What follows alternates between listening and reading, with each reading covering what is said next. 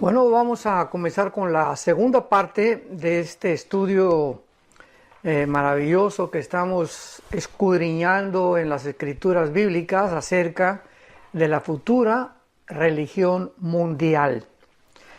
En el capítulo 17 del libro del Apocalipsis encontramos que el apóstol Juan es llevado por uno de los ángeles de Dios. Y el capítulo 17 dice: vino entonces uno de los 7 ángeles que tenían las 7 copas. O sea, esta visión que le dan al apóstol Juan es antes del último juicio que Dios va a derramar sobre el mundo, que se conoce como el juicio de las 7 copas.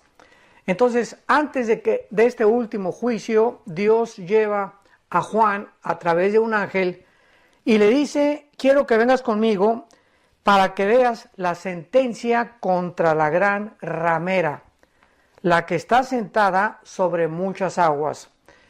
En otras palabras, el apóstol Juan va a recibir una visión de un juicio sobre algo o alguien que se titula o se describe como la gran ramera. Y me voy a adelantar inmediatamente para que podamos comenzar ya a entender ¿de qué se trata este estudio acerca de la futura religión mundial? Porque en el versículo 18 del mismo capítulo 17 del Apocalipsis, el Espíritu Santo nos revela quién es esta gran ramera. Y dice: y la mujer que has visto es la gran ciudad que reina sobre los reyes de la tierra. En otras palabras, Juan es llevado por un ángel para que él pueda ser testigo de un juicio sobre una gran ciudad. Y este es el misterio que tenemos que resolver a través de la Biblia, porque la Biblia misma nos revela todos los misterios. Entonces, qué maravilloso es que podamos ver que hace 2000 años la Biblia profetizó que el mundo quedaría finalmente controlado por 3 instituciones, o podríamos llamarle 3 espíritus que se encuentran detrás de estos 3 poderes, que en primer lugar es el poder político, el poder religioso y el poder económico. Son los 3 poderes que aparecen en la Biblia como los que van a tratar de confundir al mundo, de llevar al mundo a su propia destrucción. Y son los 3 poderes que a través de toda la historia han influido más que cualquier otro poder sobre los seres humanos. Y es maravilloso que podamos tener la Biblia, porque no cabe duda que estamos en un mundo actualmente de una confusión impresionante. El mundo está viviendo una incertidumbre, una euforia, una histeria colectiva, un pánico colectivo, que el coronavirus, qué va a pasar. En el Medio Oriente están adelantándose y progresando algunas relaciones entre Israel y algunas naciones árabes. Hay una amenaza tremenda en Europa económica de una bancarrota internacional. En América Latina también encontramos, ¿verdad?, que todavía hay países en el sur de América Latina donde no han abierto ni siquiera los hoteles por una pandemia que no ha existido y que ha sido completamente sacada de proporción. En fin, estamos en un mundo bastante peligroso. Pero tenemos la Biblia, tenemos las Sagradas Escrituras, y tenemos que estar nosotros confiados completamente, sabiendo que la esperanza a la que hemos sido llamados, nadie puede movernos de este bastión, de este fundamento que es la persona de Jesucristo. Así que es maravilloso poder venir a la Biblia hoy más que nunca y poder sacar de este maravilloso libro estas profecías que nos van a ir develando completamente las tinieblas, y vamos a poder ver, vamos a poder entender, porque no somos hijos de las tinieblas, somos hijos de la luz. Así que vamos a poder ver a través de todo lo que está pasando lo que Dios nos quiere revelar. Pero antes de poder continuar y descubrir realmente qué es lo que Dios nos quiere decir con esta ciudad donde se va a concentrar todas las religiones del mundo, va a ser muy importante que vayamos a la raíz. Siempre tenemos que ir a la raíz para ver por qué el fruto está podrido.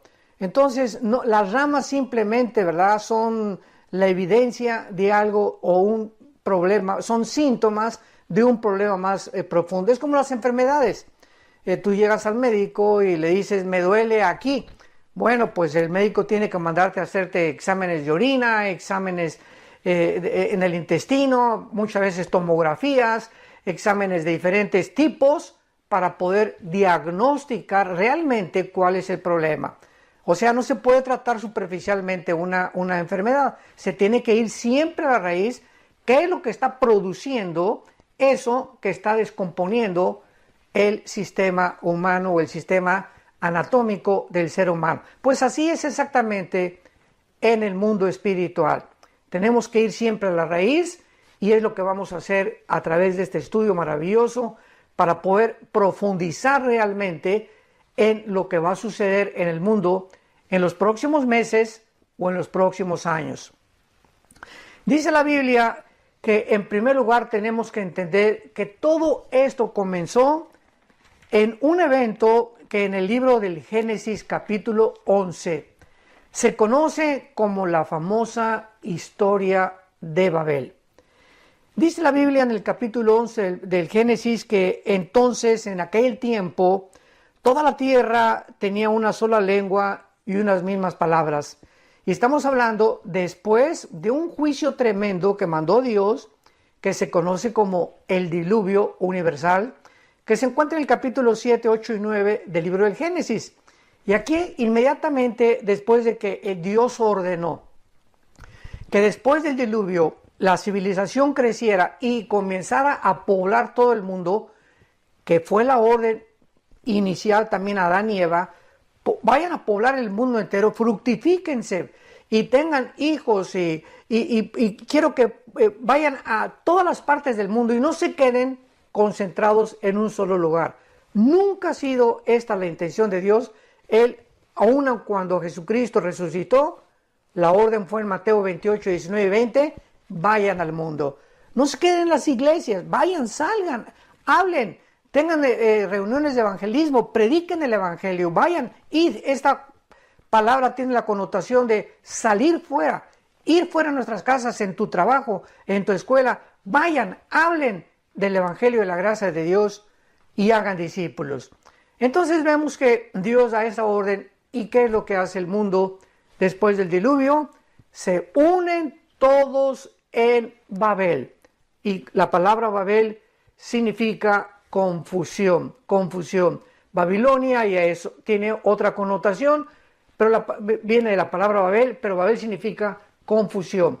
Entonces se reunieron todos los seres humanos en un lugar que se llama Babel y que se encuentra actualmente como Babilonia en la nación de Irak. Esto va a ser muy importante de mantenerlo en nuestra mente. Todo esto se lleva a cabo en la nación de Irak del siglo XX. Tenía entonces la tierra una sola lengua y unas mismas palabras, y aconteció que cuando salieron de oriente, hallaron una llanura en la tierra de Sinar y se establecieron allí. Es interesante y es muy importante cuando el Espíritu Santo nos revela áreas geográficas, entender por qué, porque nada tiene ni nada es por coincidencia. Todo tiene una razón de ser en todas las cosas que Dios nos dice en las Escrituras. Se asentaron en la tierra de Sinar. La tierra de Sinar es la tierra de Babilonia, la tierra de los caldeos o donde se encuentra actualmente, repito, la nación de Irak. Así que siempre que ustedes vean en la Biblia, en el Antiguo Testamento, la tierra de los caldeos, la tierra de Sinar, se refiere a la misma área geográfica, Irak del siglo XX. Entonces, ahí se establecieron y se dijeron unos a otros, vamos, hagamos ladrillo y cozámoslo con fuego, y les sirvió el ladrillo en lugar de piedra y el asfalto en lugar de mezcla, y dijeron, vamos, pongamos atención en lo que existía en los corazones de esta multitud que por primera vez se reúnen ahí en Babel. Edifiquémonos una ciudad. O sea, inmediatamente ellos estaban en contra de los mandamientos de Dios. Dios dijo, vayan a poblar el mundo, pero este grupo de personas dijeron, no vamos a ir a ningún lado. No vamos a hacerle caso a Dios, vamos a concentrarnos y vamos a hacer una gran ciudad. Inmediatamente la idea era hacerse un nombre, concentrarse en un solo lugar para hacerse famosos y concentrar un gobierno y, como lo vamos a ver, una sola religión también. Esto es muy interesante. Edifiquémonos una ciudad y una torre cuya cúspide llegue al cielo. Nos podemos imaginar qué idea más irracional, ¿verdad? Y absurda. Qué disparate, cómo que llegar al cielo. Bueno, esa era la forma en la que ellos creían, como lo vamos a ir desarrollando, que podían acercarse a los dioses y a las religiones o a la religión que ellos iban a inventar para llegar al cielo. Vamos a hacer una torre, una ciudad y una torre que llega al cielo y hagámonos un nombre por si fuéramos esparcidos por sobre la faz de la tierra. Aquí pues encontramos el primer intento en la Biblia de una rebelión masiva mundial en contra de Dios, cuyo objetivo es hacerse un nombre, concentrar todo en una ciudad y al mismo tiempo comenzar a escalar hacia el cielo. Y aquí podríamos llamar que es donde se inició la primera religión masiva, porque claro que el origen de las religiones comenzó desde Caín, que cuando Caín se acercó a Dios con el fruto de su esfuerzo, el fruto de la tierra, y Abel trae un sacrificio, ¿verdad? Porque Dios había enseñado a Adán y Eva que nadie se podía acercar a Dios sin un sacrificio. Caín viene y hace lo contrario a lo que sus padres Adán y Eva le enseñaron y le trae a Dios el fruto del sudor de su frente, de sus propios esfuerzos. Que finalmente vamos a ver que eso es lo que es una religión. Todas las religiones son el esfuerzo humano de acercarse a Dios mediante nuestros propios esfuerzos, mediante mis sacrificios y mis buenas obras. Y ese no es el camino que la Biblia nos enseña para acercarnos a Dios. Si Dios es Dios y Dios existe y somos criaturas creadas a su imagen y semejanza, es lógico que Él tenga que poner claramente y establecer las reglas del juego. Nosotros no inventamos el fútbol, ¿verdad? Alguien inventó el fútbol y hay un árbitro. Y el árbitro trae en su mano el reglamento. Y los jugadores no van a hacer lo que les da la gana. Porque pueden acercarse demasiado al área, todos juntos, y se marca un offside. O puede marcar el árbitro un penal cuando hay una jugada brusca contra otro jugador, en fin. Todos los juegos, el béisbol, el básquetbol, el que tú me quieras mencionar, el tenis, tienen reglas. Y para eso hay árbitros, para que nadie haga lo que le dé la gana y para que no haya anarquía en el campo o en el lugar donde se desarrolla tal juego. Pues así es la vida, también el juego de la vida. Somos jugadores y nosotros no hicimos las reglas, las hizo nuestro Creador. Y Él es el que pone las reglas y Él es el que cobra los penales y Él tiene el derecho a cobrar y a silbar el silbato para que podamos entender que cuando Dios nos silba el silbato y cuando Dios lo toca, nos está diciendo penal, o sea, has cometido pecado, eso no está permitido en el juego de la vida y tiene que haber una sanción. Entonces, todas las cosas en la vida se mueven de esta manera. No nos sorprendamos. Dios es Dios y Él pone las reglas. Muy bien. Ahora veamos a continuación, vamos a después profundizar un poco más con la Torre de Babel, que entonces el ser humano siempre ha tratado de concentrar todo. que es precisamente a donde estamos en el siglo XXI, en el año 2020. Ahorita estamos en el mes de septiembre del 2020, estoy compartiendo este estudio en septiembre del 2020 desde la casa de ustedes, y nos encontramos en un mundo donde todas las naciones están tratando de unirse bajo una agenda global. Una cosa es el globalismo y otra cosa es la agenda global.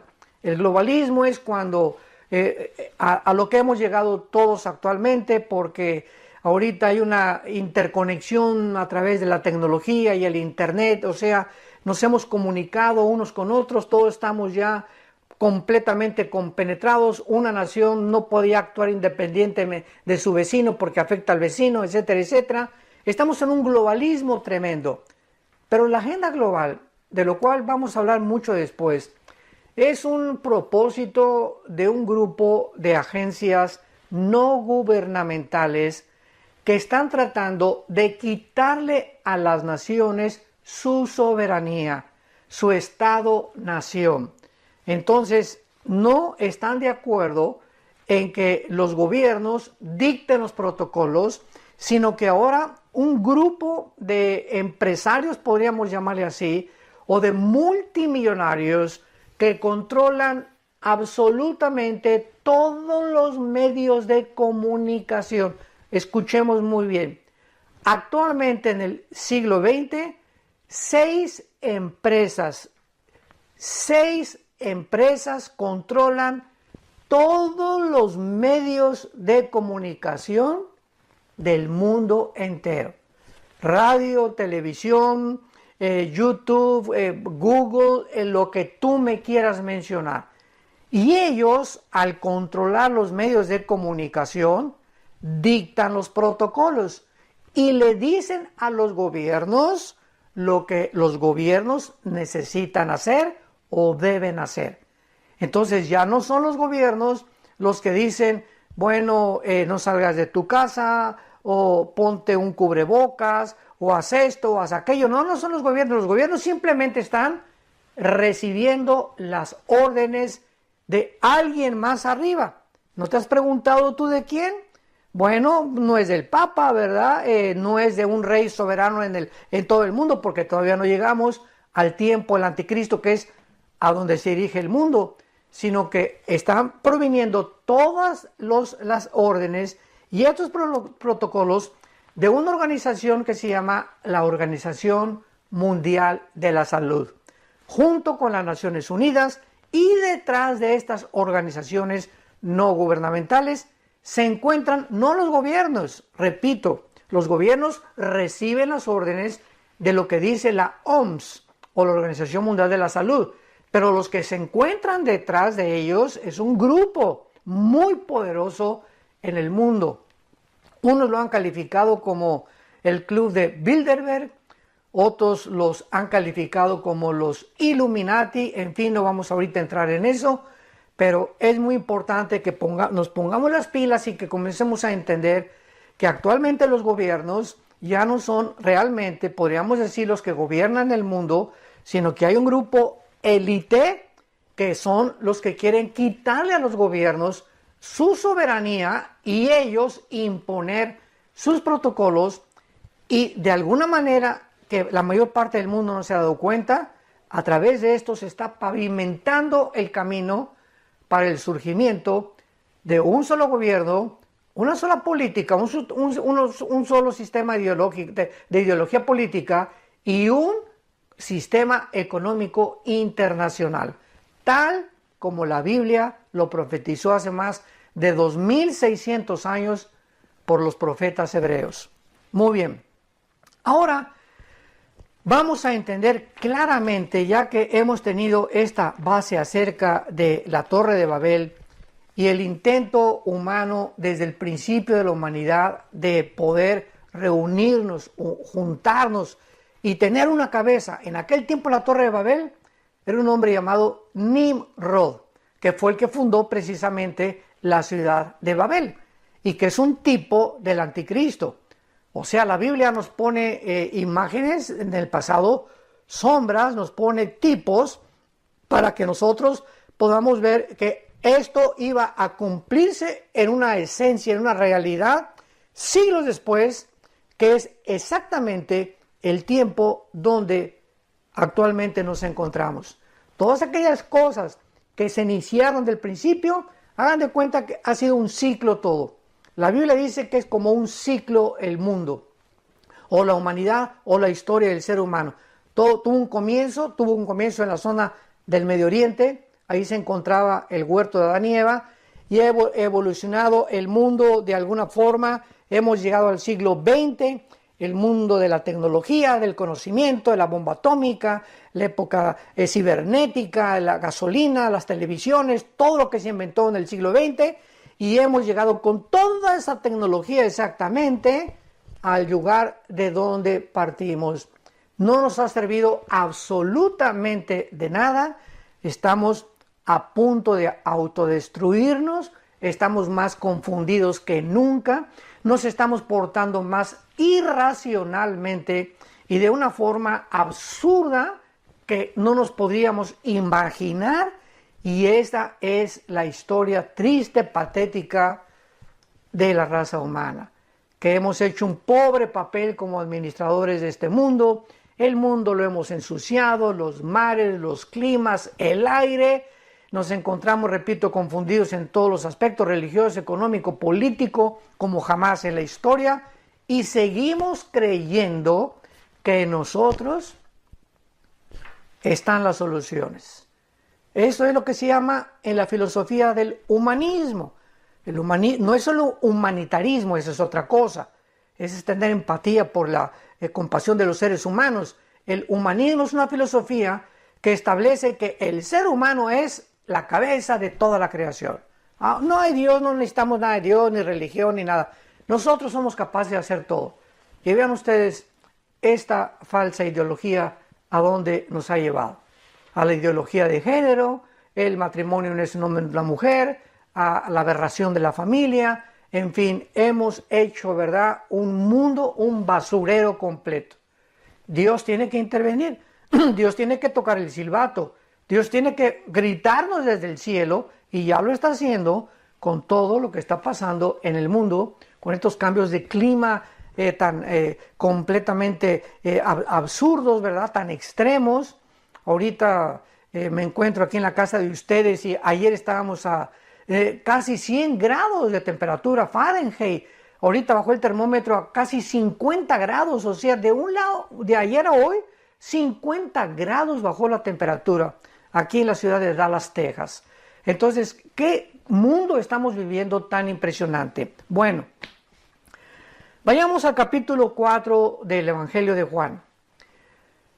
Cristo, cuando baja del mundo hace 2000 años, Él precisamente no solamente baja a volver a conectarnos con su Padre, a que pudiéramos nosotros volver otra vez a enchufarnos a la fuente de la energía del universo, que es Dios, de donde proviene verdaderamente nuestra energía espiritual, porque solamente puede venir de ahí, no de tomar baños de sol, ni de tampoco ir a las pirámides de Teotihuacán, ni en el ocultismo.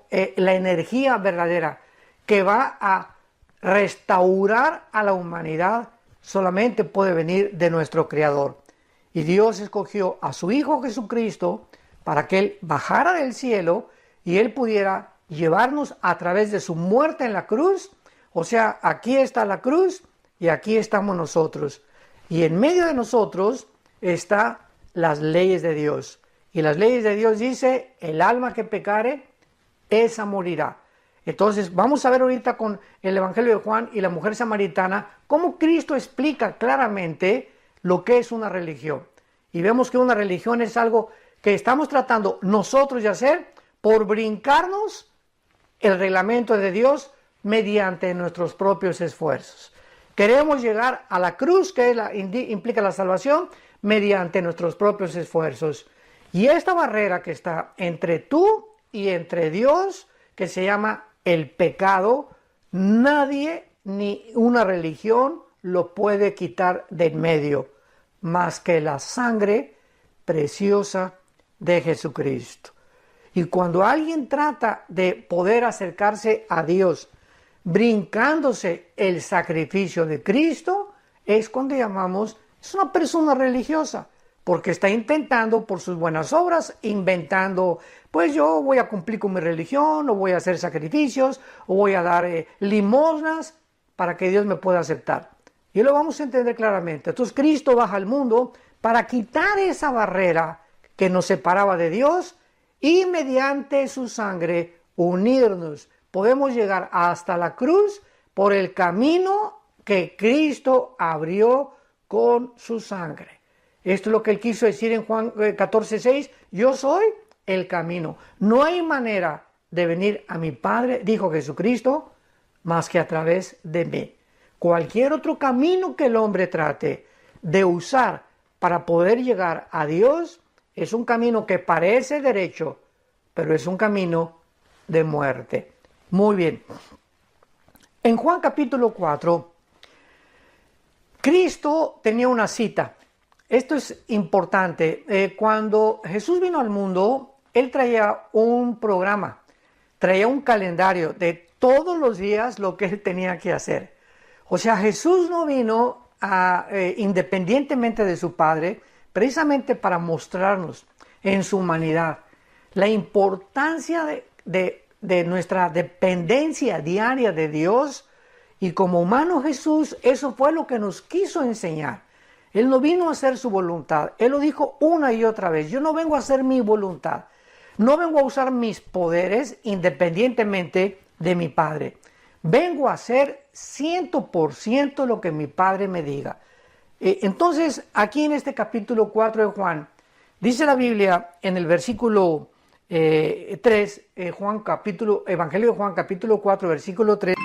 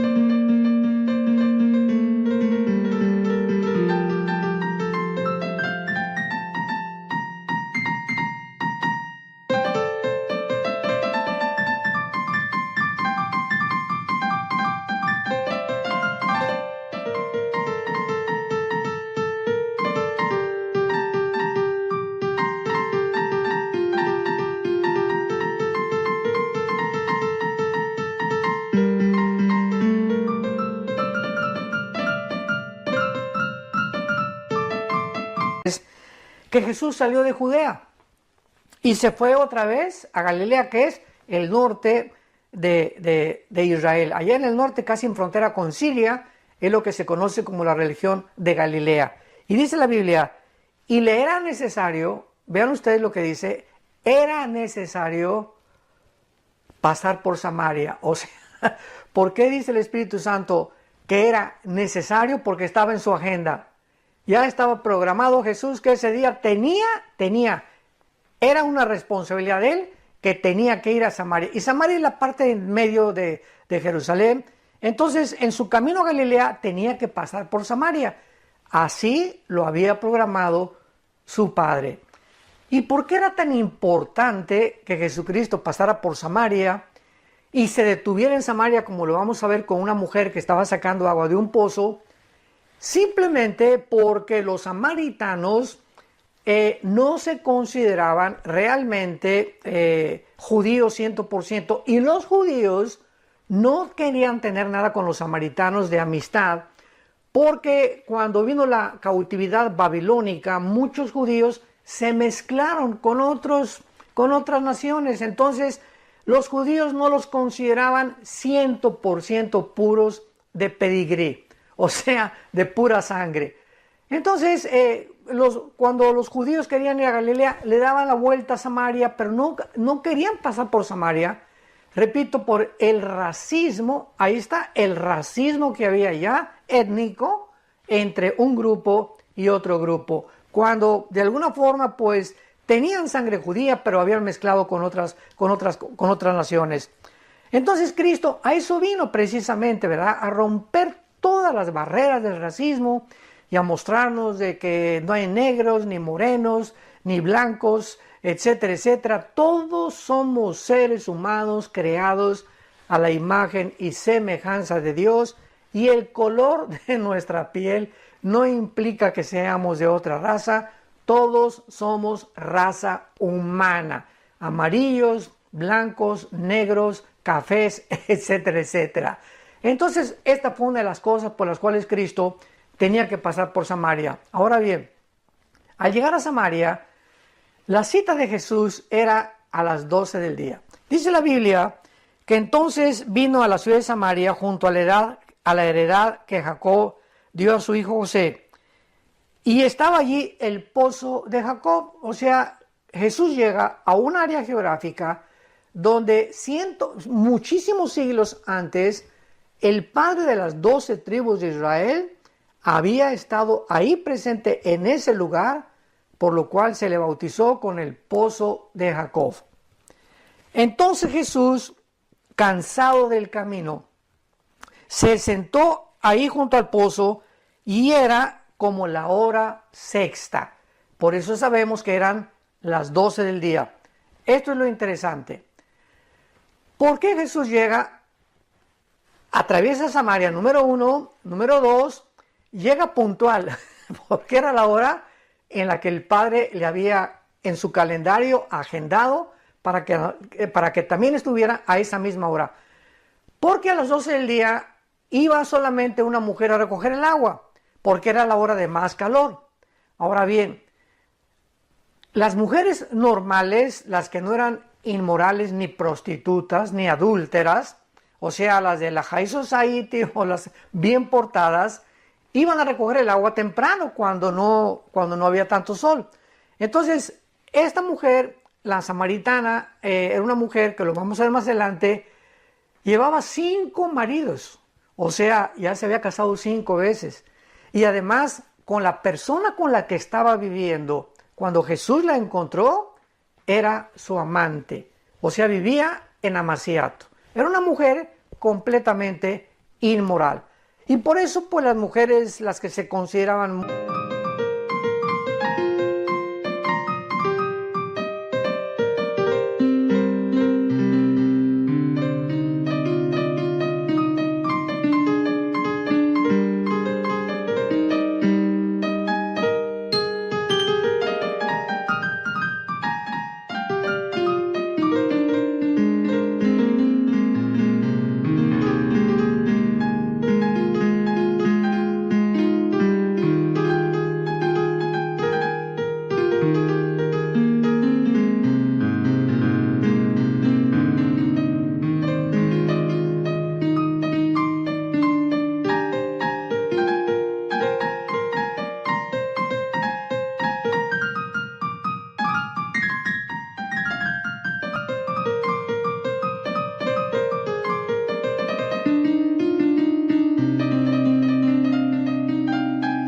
muy santitas, pues iban temprano y ella tenía que ir a las 12 para escapar del bullying y de la crítica y las amenazas que le pudieran lanzar.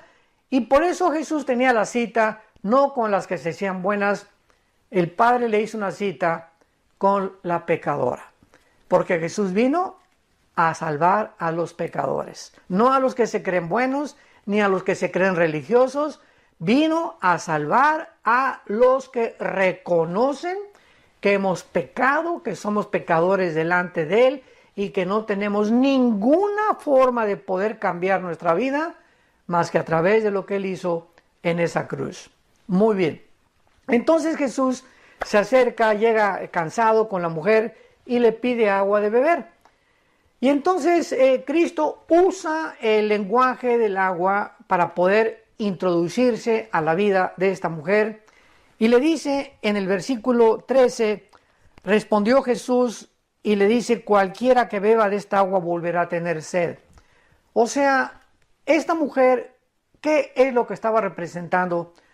Estaba representando a millones de mujeres en el mundo, y podríamos también decir hombres, seres humanos que están creyendo que van a encontrar la paz y la satisfacción en otra persona, ya sea en otro esposo o otra esposa. Me voy a divorciar porque esta esposa no me satisface, no me hace feliz.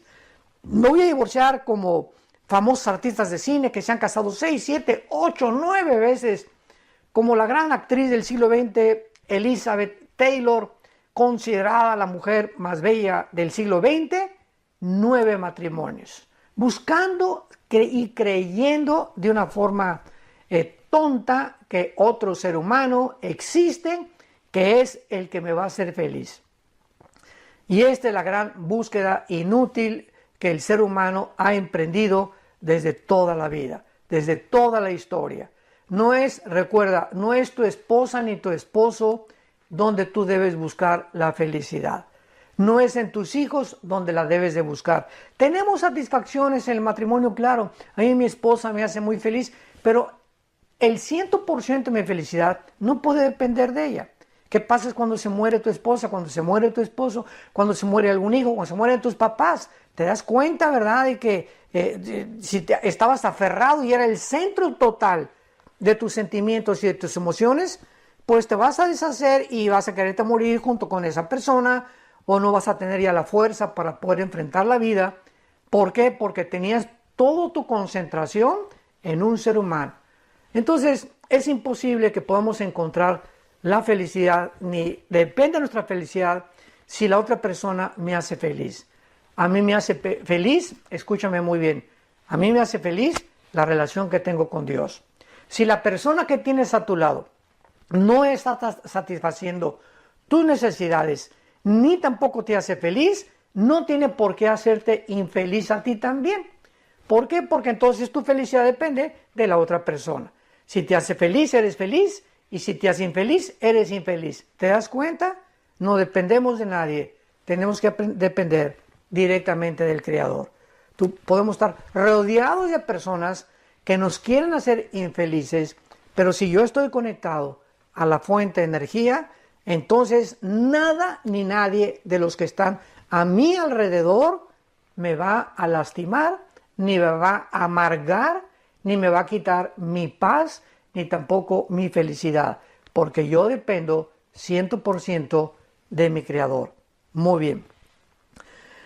Entonces, cuando Cristo le dice a la mujer que le diera de beber y la mujer le da el agua, al decirle Jesús, mujer, dame de beber, pero cualquiera que bebe esa agua volverá a tener sed. O sea, cualquier ser humano que crea que en esta vida va a encontrar la felicidad, no la va a encontrar. Siempre el dinero. Ya lo buscaste, ya lo tienes.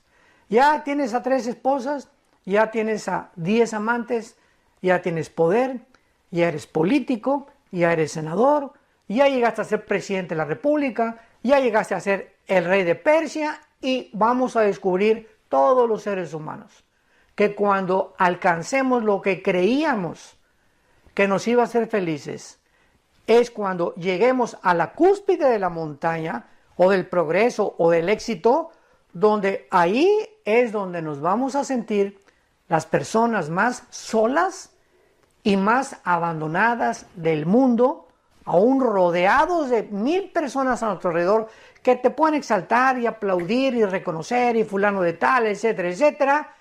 Este vacío con el cual nacimos, nada ni nadie lo puede llenar más que Dios.